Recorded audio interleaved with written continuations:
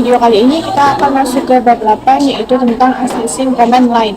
Di sini ada 3 materi, yaitu change language in Debian, pengenalan versi terminal, password pada Ubuntu.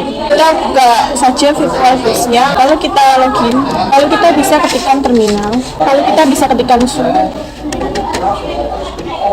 Kita masukkan password.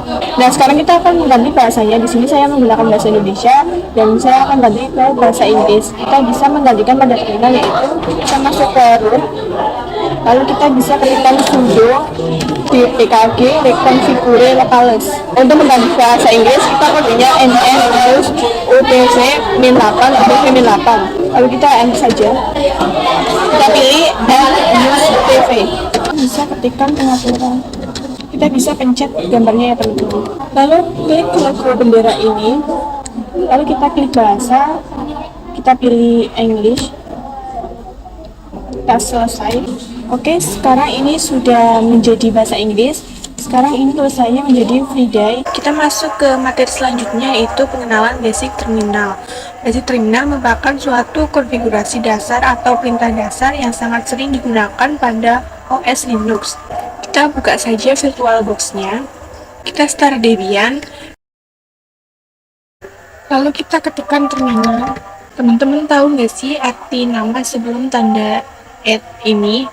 Jadi nama sebelum tanda @ ini merupakan penampakan yang digunakan sebagai user, yang mana ini sudah kita tetapkan ketika kita melakukan proses instalasi.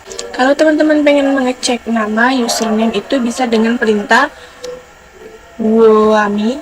Nah, ini menandakan bahwa username saya yaitu Esa. Lalu apa maksud dari nama setelah @ ini? Ini merupakan hostname yang digunakan pada Debian server, yang mana hostname itu digunakan sebagai penamaan dalam jaringan. Jadi misal server ini berada di Banjarmasin, sedangkan saya di Pemalang. Nah, ketika saya akan memod Debian server yang berada di Banjarmasin, maka saya harus menggunakan penamaan hostname ini sebagai penamaan untuk meremor.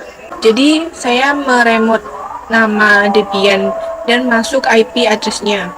Nah, jika teman-teman pengen ngecek nama hostname-nya, teman-teman bisa masuk perintah hostname ctl. Nah, dia terdapat static hostname, lalu terdapat icon name, caches VM, dan informasi lainnya. Karena saya menggunakan VirtualBox, maka virtualization-nya Oracle. Kalau teman-teman menggunakan VMware, kemungkinan virtualization-nya akan berbeda. Jadi sekali lagi, hostname ini atau Debian ini merupakan penamaan pada jaringan. Ketika saya menggunakan akses sebuah internet, maka terdapat nama ini akan muncul pada internet tersebut. Nah, untuk cara menghilangkan semua ini, kita ketik clear. Lalu apa maksud tanda lengkung ini? Biasanya ada di sebelah angka 1 di keyboard. Jika maksudnya adalah ketika terdapat lambang ini di terminal, kita itu menandakan bahwa kita sedang berada di home directory. Teman-teman bisa menggunakan pwd untuk mengecek di mana keberadaan kita sekarang. Kita berada di home Esa. Ini saya akan masuk ke directory lain yang mana membuat saya tidak berada di home directory lagi. Dengan perintah cd directory etc.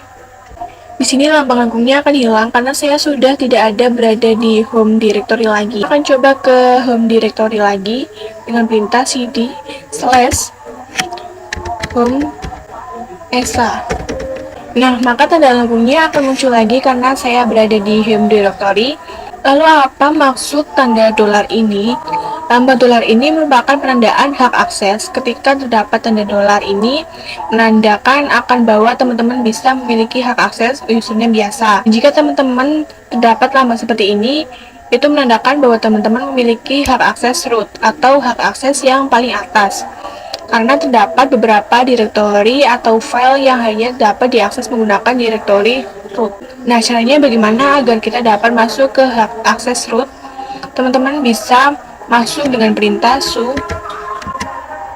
Kita masukkan password. Nah, teman-teman bisa lihat tanda dolarnya sudah hilang.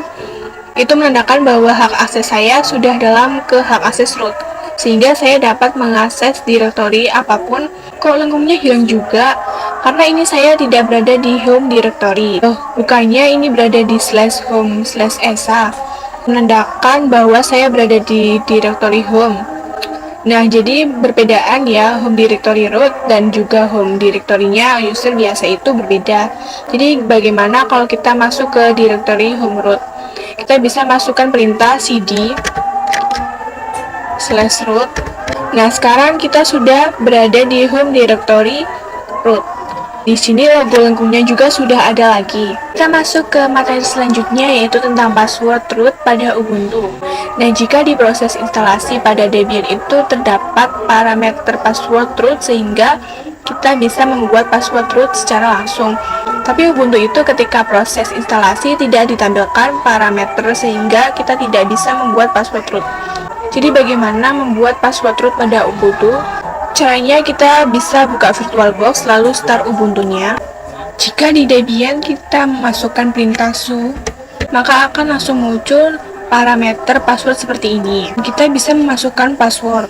Sedangkan di Ubuntu kita belum mengsetting passwordnya, jadi kita tidak bisa memasukkan password apapun. Jadi sekarang kita akan membuat password rootnya dengan perintah sudo password. Nah, saya memasukkan password baru. Lalu kita memasukkan password yang tadi.